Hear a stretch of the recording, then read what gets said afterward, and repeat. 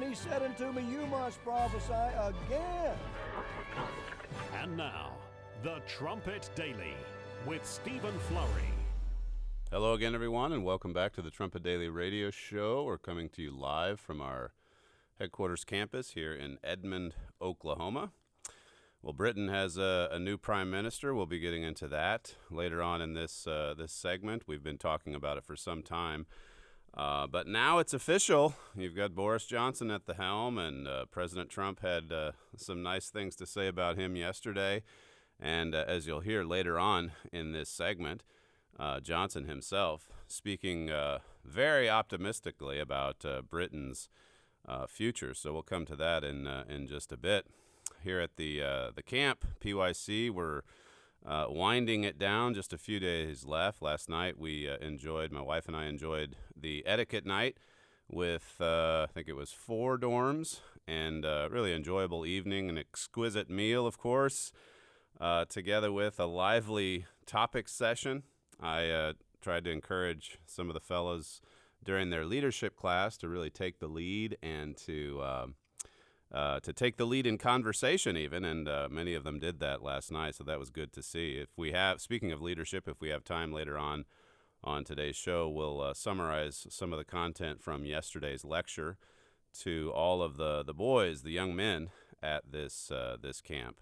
Quick update on the New York PAC and all of the follow-up Bible studies. We've, I think, updated you along the way of the numbers there, the tremendous turnout that we've had. 39 people came along for the second follow-up Bible study. I think the first one, it was something like 55. And so then 39 for the second one, and there's quite a lot of interest for another one. So we'll wait and see as to whether we plan another, but we're informed that there's already a handful of people that are either already attending with the Philadelphia Church of God or are very close. So that's some exciting news coming from the Northeast. Well, today's the big Mueller hearing, a rehash of what he put in his report. It's going to go on, evidently, for 5 hours. Reuters says drama in Washington as Mueller to testify. Stakes high for Trump and for the Democrats. That's the headline, and he's getting up there, I guess, to go through what he covered in his report months ago. And the Democrats, they want so badly for that report to say something that it does not. If you recall, even some have said that just the reading of it or reminding people of what's in it. Those who haven't read it, of course, most in America have not read the report, and so the Democrats are just desperate. They're desperate. They believe that there's evidence in this report that the president obstructed justice, even though there's no underlying crime. We now know that. But they believe in it. If you go back, what was it? There was a weekend where celebrities read through it. I think there was a weekend where Democrats themselves got up on the floor of the House and just read through the report. And so now here comes Mueller, and he can't say anything outside the parameters of the report, and so I guess it's just another rehash. This is from a few days ago. The House Judiciary Committee chairman said Sunday that this week's hearing with Robert Mueller will air very substantial evidence of wrongdoing by President Donald Trump. That's coming from Gerald Nadler from New York. Very substantial evidence. So they're still counting on this to trigger impeachment hearings or whatever else. We'll see. Well, I wasn't on the air yesterday, but the news from Monday about this budget monstrosity, just need to say a few words about that because, as we've noted before, it doesn't matter what side of the aisle you're on. It's all about spending trillions and trillions and trillions of dollars. The White House, President Trump's White House, reached a deal with Democrats on Monday evening to increase federal spending, to raise the government's borrowing limit. And here is a bipartisan compromise. as much as they hate each other, they can generally agree on the fact that we need to spend more money. This is from the AP, I believe. The deal for more than $2.7 trillion in spending over 2 years, which must still pass both chambers of Congress and needs President Trump's signature, would suspend the debt ceiling until the end of July 2021. It also raises spending by nearly $50 billion next fiscal year above current levels. It says the agreement foregoes the steep spending cuts initially sought by the administration, providing for about $320 billion in spending over the 2 years above limits set in a 2011 budget law that established automatic spending cuts known as the sequester. So they've found a way around it, these automatic cuts. They want to spend more money. They want to get rid of the debt limit so that they can just continue on. $320 billion, it boosts spending. If you remember, not too long ago when President Trump reluctantly signed a budget that allowed for him to increase defense spending, he said after that this was never going to happen again. He was never going to do this again. Here's CNBC announcing this budget deal just the other day, clip 1. Conservatives are not happy. This deal doesn't include any major spending cuts. Instead, there are about $75 billion in offsets through accounting changes. The Republican Study Committee Chairman Mike Johnson told Trump this weekend that he's disappointed. The Club for Growth said the deal would bankrupt America. And Congressman Mark Walker tweeted this. Yes, that is the Joker. He's standing next to a fire with the words budget deal. So, guys, we will see whether that type of blowback will change the president's mind. The House is planning to vote on the deal this week. So we'll see how this flies through Congress. It probably will get through. Generally, as I say, they do. Maya McGinnis, she's the president of the Committee for a Responsible Federal Budget. She was on, I think this was on NBC. I can't remember which. I didn't jot it down. But this is what she had to say about the budget deal. Clip 2. What's missing from the deal was a plan to pay for it. So ironically enough, we're actually lifting the debt ceiling at the same time that we will make the debt much, much worse. Lifting the debt ceiling so that we can basically charge more money onto the credit card or make more purchases on the national credit card, she went on to say in clip 3. The problem is that in this period of growth, this White House and Congress have overseen this massive increase of the budget deficit to the point where when we go into the next downturn, we will be much weaker positioned to deal with it. We will actually have a debt relative to the economy that will be twice as high as it was when we went into the last recession. So fiscal stewardship actually has to do with your ability to respond to emergencies, crises, economic downturns. And by borrowing, going on this borrowing binge, we're really weakening ourselves both economically and in terms of global security by having a debt that is slowly moving towards unprecedented territories. I see on our monitor there, that's actually from CBS, Maya McGinnis. One final thought from her, clip 4. Right now, we're kind of in a bipartisan fiscal free-for-all at the moment where nobody wants to pay for everything. We're putting everything on the national credit card, and that is really dangerous stewardship for the country because you just cannot borrow your way to prosperity. It leaves us in a very weakened state to have debt levels that are so high. Sounds very similar to some Trumpet articles from over the years. Borrowing our way to prosperity. I think Joe Biden years ago said something very similar to that. Of course, Donald Trump has bragged about being the king of debt.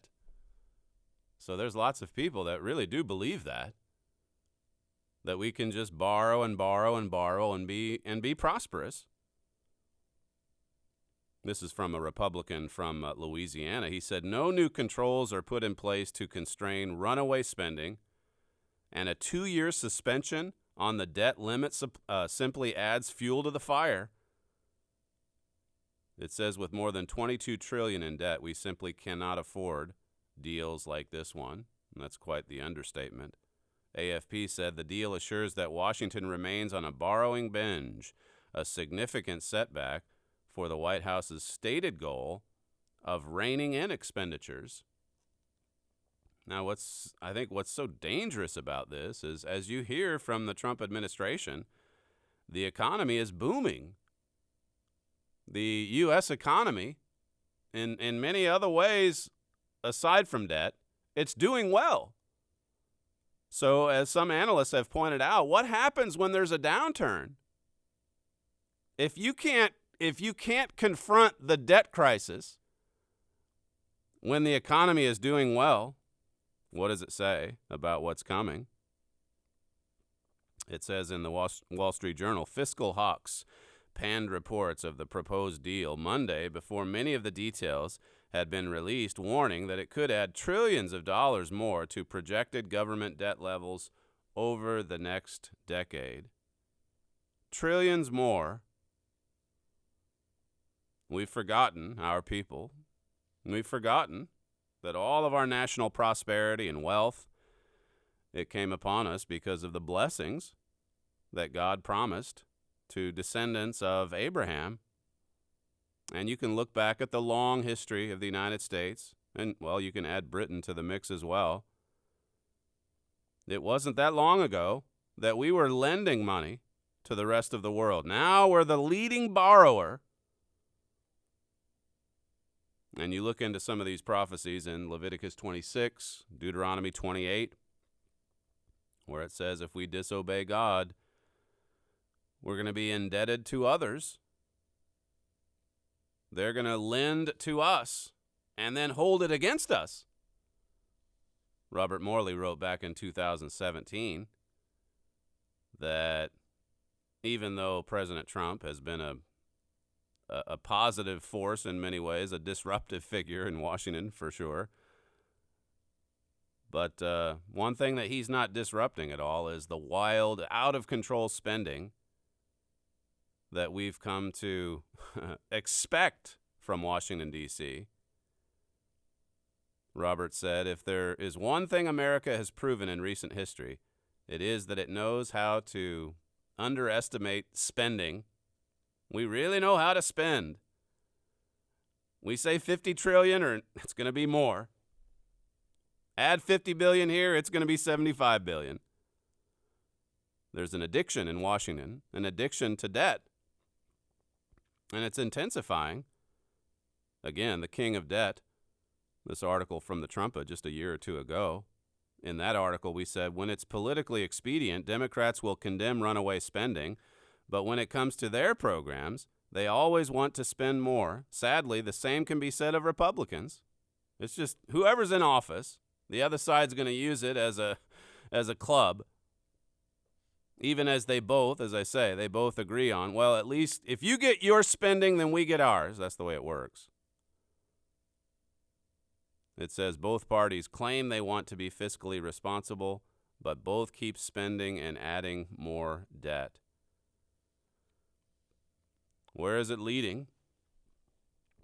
Niall Ferguson, he's warned that empires fall when the interest on their debt equals what they spend on defense, and there's a few others that have issued similar warnings, but not nearly enough. Not nearly enough.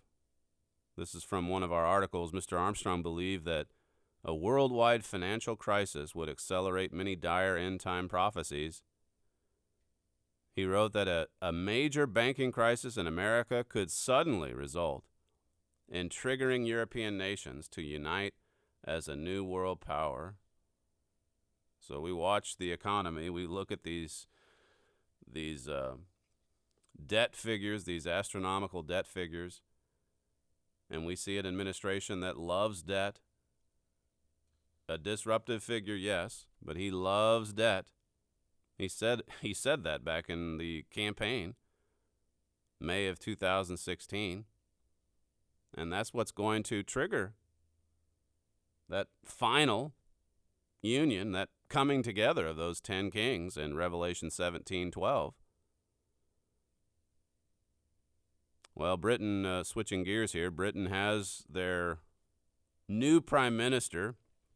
Boris Johnson was announced as the winner of Britain's leadership election yesterday. He took in 66% of the vote compared to 34% for his rival Jeremy Hunt, And so today, Boris Johnson officially becomes Prime Minister of Great Britain. He'll be announcing his cabinet, those that will be working alongside of him. Here's MSNBC yesterday announcing or summarizing the career of Boris Johnson. Clip 9. Let's interrupt right here.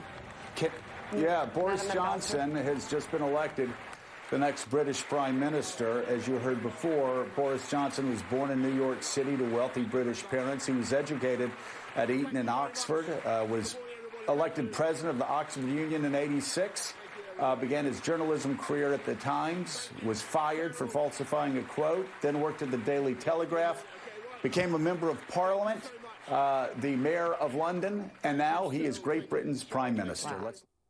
Now he's Great Britain's Prime Minister. There's a kind of a humorous montage. I didn't bring it with me, but all the statements over the years of Boris Johnson saying that he absolutely would not be Prime Minister. There's no way he would ever be elected. There's no way that people would ever bring him in.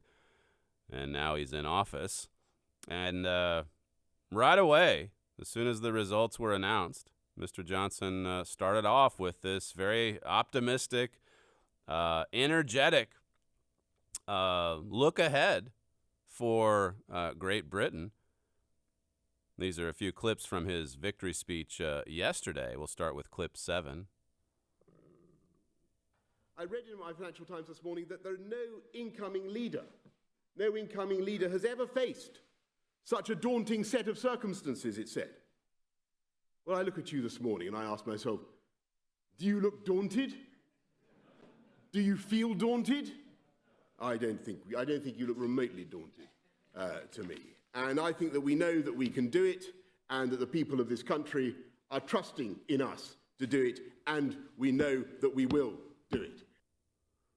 Well, there have been a lot of earth-shaking developments in Britain, in Europe. He doesn't seem too concerned about it there. At least it's a positive message. I think Richard, coming from Britain, our news gatherer in Edstone, he felt like it was at least refreshing to hear a British leader say that, well, yes, we can do this. We can break free from Europe. We can go it alone. We're Great Britain. Look, we'll deliver on Brexit. We'll bring the country together. We can defeat Jeremy Corbyn. This is the message coming from the Johnson camp. Here's a bit more from yesterday's victory speech, clip 5. And we know the mantra of the campaign that has just gone by. In case you've forgotten it, you probably have. It is deliver Brexit, unite the country, and defeat Jeremy Corbyn. And that is what we're going to do. We're going to defeat Jeremy Corbyn.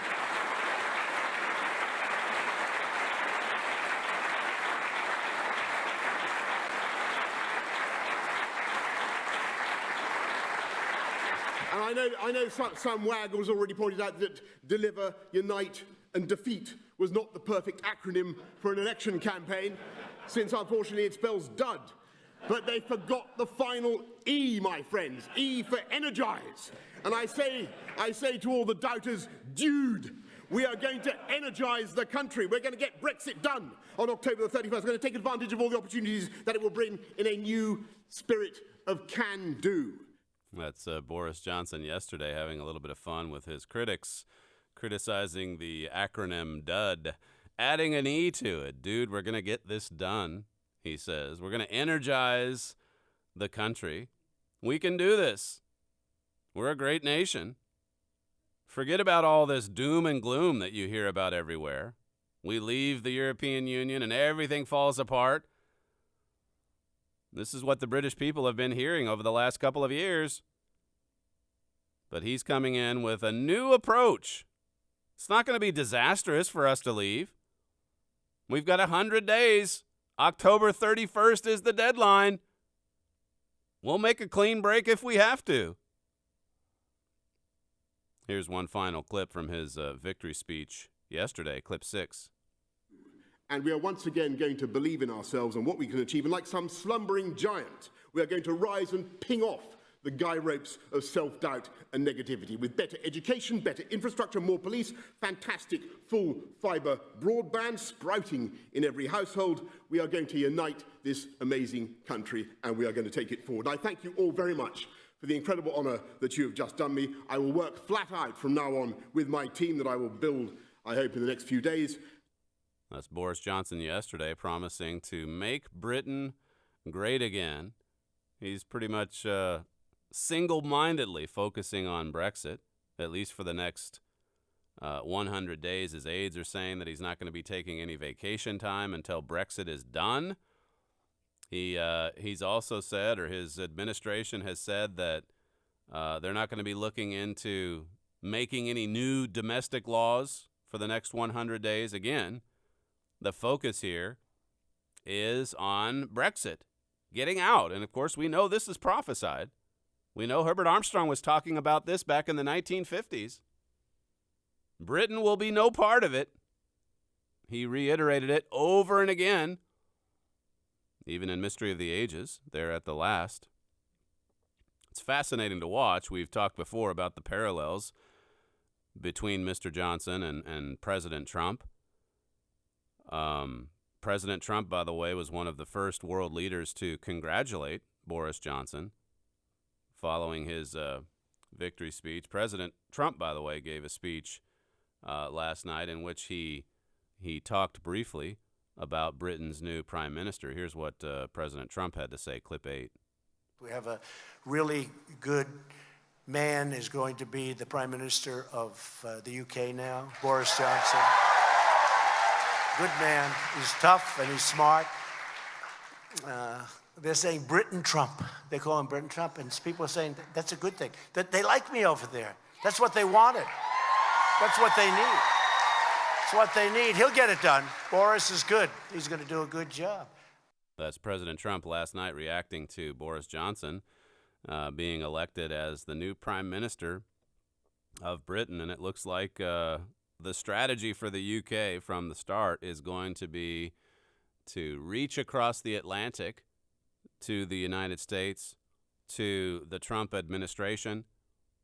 There are reports that the British Embassy in the U.S. is already getting ready for Mr. Johnson to travel to America, maybe in sometime in August.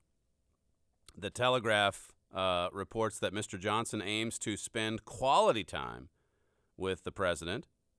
One person told the Telegraph that Mr. Johnson is all but certain to go to the U.S. because he needs to meet Donald Trump.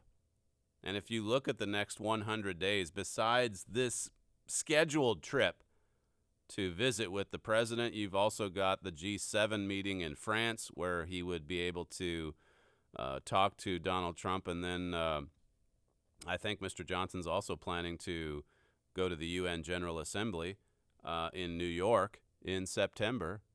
So quite a lot of time for this special relationship to get stronger, quite a lot of meetings for these two to come together. My father was talking about this new special relationship right after Donald Trump was elected in November 2016. And just think about what's happened here in the last 3 years for the UK and for the United States. That prophecy in Hosea 5, verses 9 through 11. Britain following along after the commandment of Jeroboam. My father was talking about that again back in November 2016. Jeroboam leading the nations, both nations, into idolatry, looking to men to save us. Well, as I say, there are some statements that are refreshing. It's refreshing to hear politicians who are pro-British and pro-American and not just running down our nations and trashing our founding documents. But still, we have to keep our focus on what your Bible prophesies. As my father said back in 2016, people in Britain who have David's throne are going to be, this was before the new throne revelation, it says people in Britain who have David's throne are going to be led astray by Jeroboam. they're going to be led more deeply into sin. It says now that the UK has decided to break away from Europe, it will be more desperate to trade with the U.S. This will probably result in it following Jeroboam's lead into disaster. So here we see Britain turning toward the United States and the Trump administration. And in the short term, it may well lead to a temporary resurgence. But it's not going to lead our nations to greatness, certainly not permanently. As for the short term, though, Ambrose Evans Pritchard, he's at the Telegraph, pointing out how things could turn around under a Johnson administration. It says Brexiteers control the machinery of British government for the first time. They are no longer relegated to Potemkin departments, while pro-EU cadres hold real power under the Cabinet Office. It says parliamentary arithmetic may not have changed, so nothing really has changed in Parliament. But it did not change in May 1940 either, when the House switched from capitulation to defiance over 6 extraordinary days. He says what has changed is the mood. So you have all the same politicians in Parliament, but there's a new mood, there's a new attitude at 10 Downing Street now. Finally, you have someone who's pro-Brexit. Finally, you have someone who's going to evidently carry out the will of the people. Along the way, we've also had some articles of late about Britain's deep state, the unelected officials who are opposed to Brexit, attacking pro-Brexit supporters. Richard, he may talk about this tomorrow. He has the program tomorrow, but they've taken some setbacks, just like the deep state has in the U.S., as they've been exposed. Well, it's interesting to look at all these parallels. The United States and Britain, Donald Trump, Boris Johnson, they're both seen as outsiders, these two. They're both just absolutely despised by the radical left. They both, well, if you read the headlines leading up to their election, the media, they were telling us constantly, there's no way Donald Trump would ever be president. Here's some of the headlines in the UK in recent months and years. Boris Johnson will never be prime minister. Here's why. That's from The Guardian. The game's up. Boris Johnson. No way you can become prime minister. Another one, The New Statesman, says Boris Johnson's resignation is the end of his career. That's referring to when he quit the cabinet last year. They said it was the end of his career, and now he's prime minister. And here at the Mirror, it says, Boris Johnson in Downing Street, 8 reasons why it will never happen. Well, now it happened. The New York Times, writing about this reality, they're not too excited, which is not surprising. It says, yet with Britain in the throes of its biggest political crisis since World War II, it will be surprising if that turns out to be the case this time. Well, just to back up, it referring to Mr. Johnson's election, the Times said that throughout history, chaos has often been a crucible of great leadership. But that's not going to be the case this time. Boris Johnson, New York Times says, is master of political theater and the quotable quip. He's idolized by rank-and-file Tories, determined to quit the European Union no matter the consequences, yet his record as journalist, legislator, London mayor, and foreign secretary displays far more bluster than achievement and a disdain for hard work, probity, or the truth. So that's the New York Times. No fan of Boris Johnson. The EU newspapers, they're not pleased with what's happening in the UK either. And so he's drawing a lot of hate from politicians, from the establishment, from the media. Just yesterday, he's already had 5 members of Theresa May's cabinet announcing that they're stepping down. So he's not even in office yet, and they're already protesting. So, again, some similarities there between these two leaders in Britain and the United States. You're listening to Stephen Flurry, and this is the Trumpet Daily Radio Show. If you'd like to email the program, you can send comments to td@kpcg.fm. We'll be right back.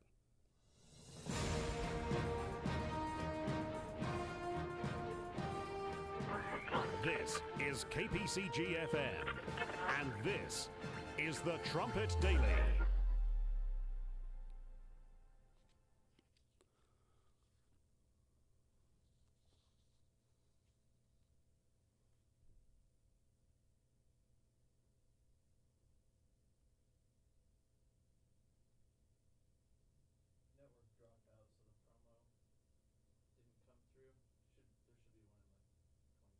Okay.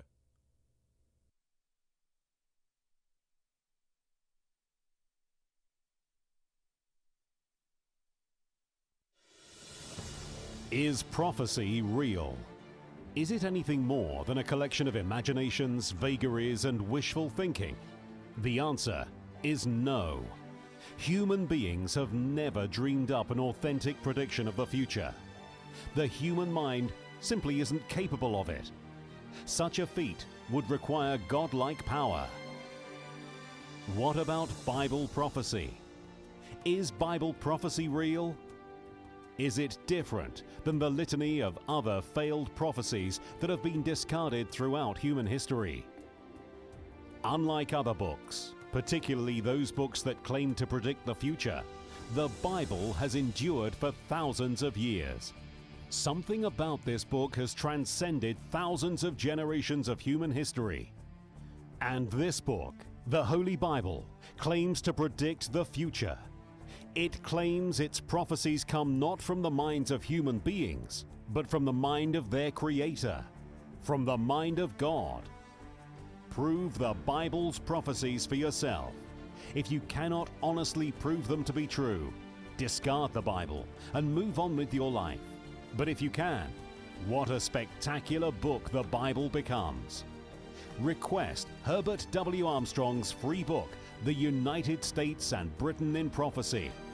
This book will examine the core Bible prophecies and compare them to history and current events. More than 6 million people have requested this amazing and easy-to-read book. Order The United States and Britain in Prophecy by Herbert W. Armstrong and prove Bible prophecy for yourself. Email your request to td@kpcg.fm or visit thetrumpet.com. The Trumpet Daily. Well, the hearing begins. They're off to an early start in Washington, D.C. Gerald Nadler making his statement now. It'll be interesting to see what Robert Mueller has to say over the next 5 hours. And, of course, you can expect a hysterical reaction from the news media, no matter what. Yesterday in our leadership class for the young men in God's Church, I referred to an article that was sent to me. I forget the website. It's at a blog somewhere. But the piece is titled The Age of Amnesia, and it's about how that we're forgetting our past, our identity. This author says we're discarding the knowledge and the insights passed down over millennia and replacing it with politically correct bromides cooked up in the media and the academy. Truth cast to the ground, as the prophet Isaiah said, and this article goes through, it gives a number of examples of this, how Google will manipulate algorithms in order to draw our attention to items coming from the left wing, the radical left wing in some cases.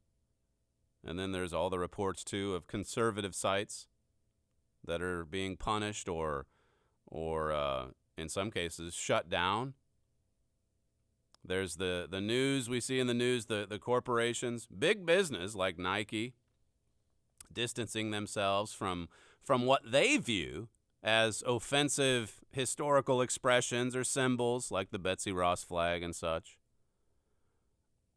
And then over the last couple of years, protesters out pulling down statues or painting over murals that they don't like or that they're offended by, even if they're pulling down or painting over images of the founders of the United States.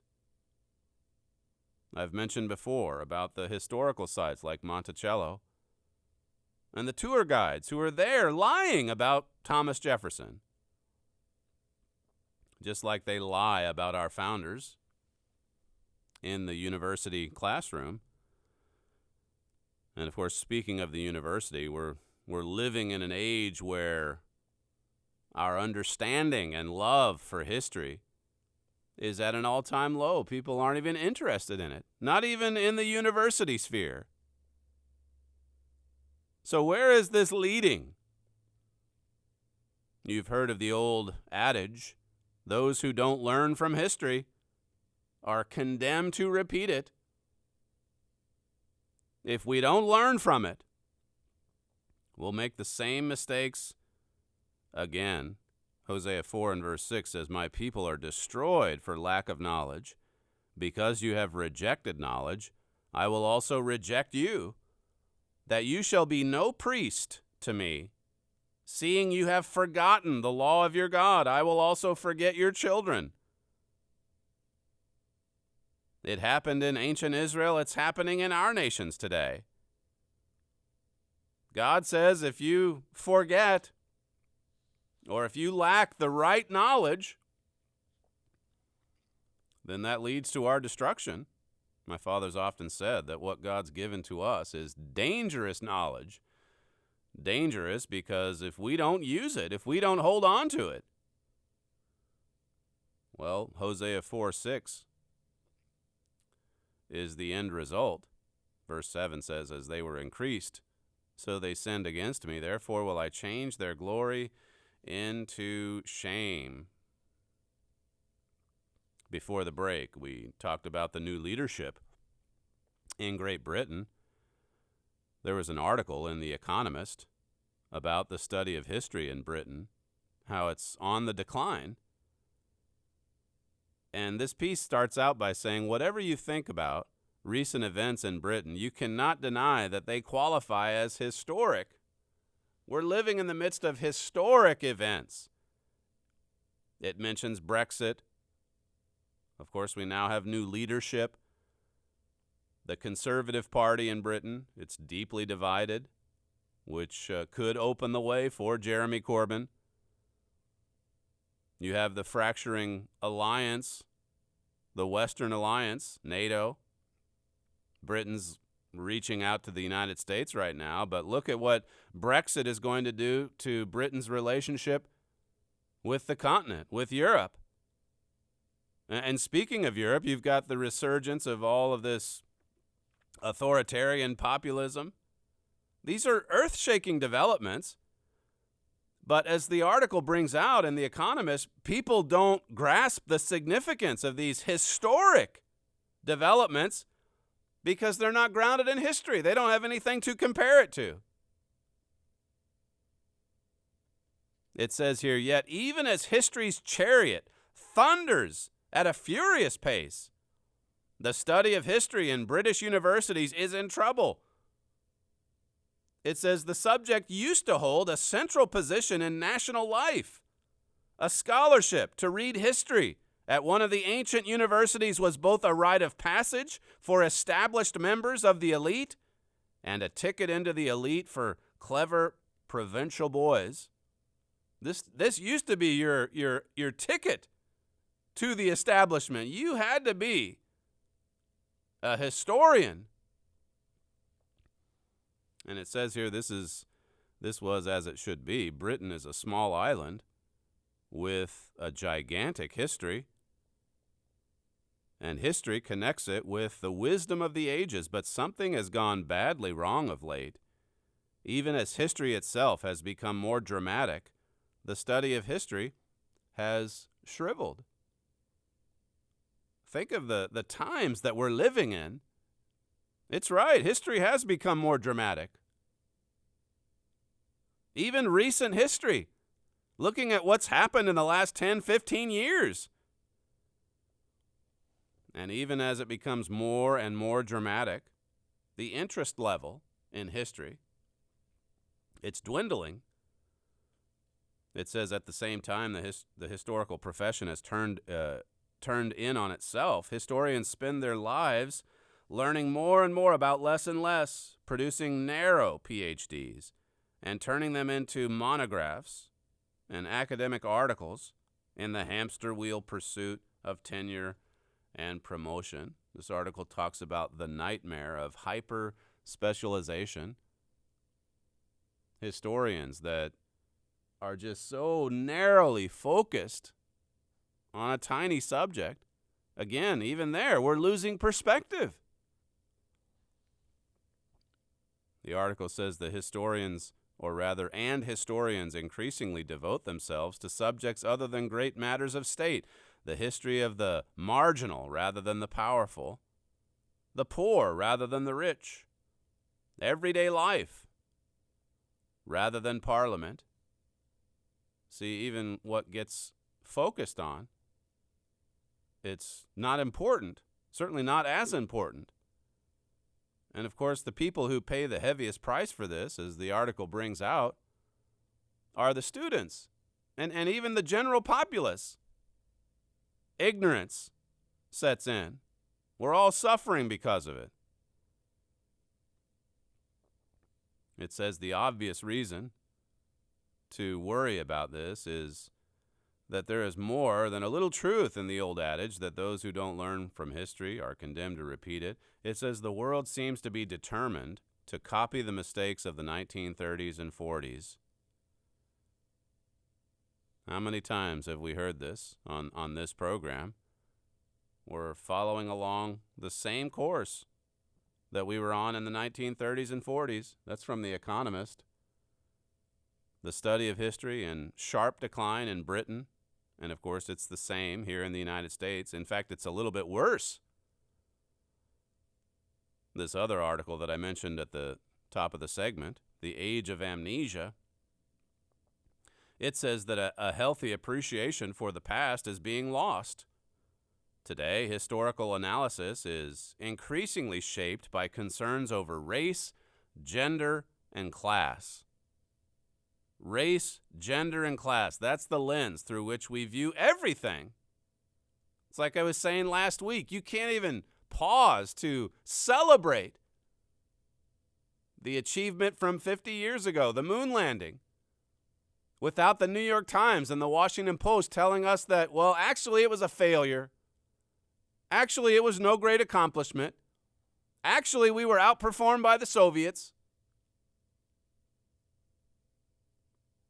It says here, peasants and many nobles in the medieval period usually lacked firsthand knowledge of even the Bible and Christian theology and lore, yet they had the excuse of being illiterate during an age in which books were expensive to produce and rare. Back then, they had a legitimate excuse. We didn't have books everywhere. You couldn't go to a bookshop and buy a used book for just pennies on the dollar. And of course, education. Well, so many people were illiterate, and they just had to take the Catholic Church's word for it. Now you can study the Bible yourself. You can see what God says in the holy inspired word that is the Bible. We have all of this, like Solomon said, there's no end to books and knowledge. We're living in the information age. But what do we do with it? This piece says, but now with access to information unimaginable in the past, our knowledge of history is fading. Information is increasingly separated from actual knowledge. Blogs replace books, and tweets replace essays. And then it talks about the ignorance. Just basics from not that long ago that we don't even understand or know about. It mentions that book reading outside of school or outside of the workplace, it's declined significantly. It's not as popular as it used to be. People reading books just for pleasure. There's a small group, a sliver, I guess you could say, because there are still bookshops. There are places like Half Price Books here in Edmond, which seem like they're doing fairly well. Amazon and such online. But it's a smaller audience than it once was, and particularly among the young people, at least as far as serious books are concerned. Nonfiction, history, they're just not read. It says here, the spread of mass education may have exemplified the promise of liberal civilization, but without an understanding and appreciation of what allowed it to flourish, it could also accelerate its dissolution. It says here, the reduction and reshaping of the past are essential to undermining liberal democracy. The great exemplars of the past, Washington, Madison, Burke, Jefferson, Lincoln, Churchill, they all warned that human beings are not necessarily good. And for that reason, power must be dispersed and restrained, not concentrated. So here are these great exemplars of the past who understood a bit of truth about human nature. What do we know about human nature? Thanks to the Bible, Jeremiah 17:9, Romans 8:7. A lot of the fellows, they were familiar with those scriptures yesterday in class, which was nice to see. But here we've gotten away from these exemplars of the past. Those who believe that because human beings are not necessarily good, power needs to be dispersed. There needs to be a separation of powers in the case of the United States founders. It says here, yet we are witnessing the creation of a society as envisioned by H.G. Wells, controlled by a credentialed elite. This new elite, he predicted, would replace democracy with a higher organism of what he called the New Republic. So you have these elites today. You could call them the deep state, whether in the United States or Britain, and they think they know the way. They want to impose their will on the populace. One final quote here. It says, any reasonable reading of history cautions us against such power grabs, however well-intentioned, but this won't resonate if our next generation remains cut off from the past and molded by a highly manipulated tech-driven reality. It says if one does not even know about the legacies underpinning democracy, individual freedom, and open discussion, one is not likely to miss them when they've eroded. If you don't know what you're missing, how are you going to stand and protest? We don't know what we're missing because we don't know our history. In the book of Deuteronomy, this is Deuteronomy 4 and verse 9, God said, only take heed to yourself and keep your soul diligently, lest you forget the things which your eyes have seen, and lest they depart from your heart all the days of your life, but teach them to your sons and to your sons' sons, to your grandchildren as well. God told the educators in Israel anciently, he said, make sure that you don't forget what you've seen, what you've observed, how this all started.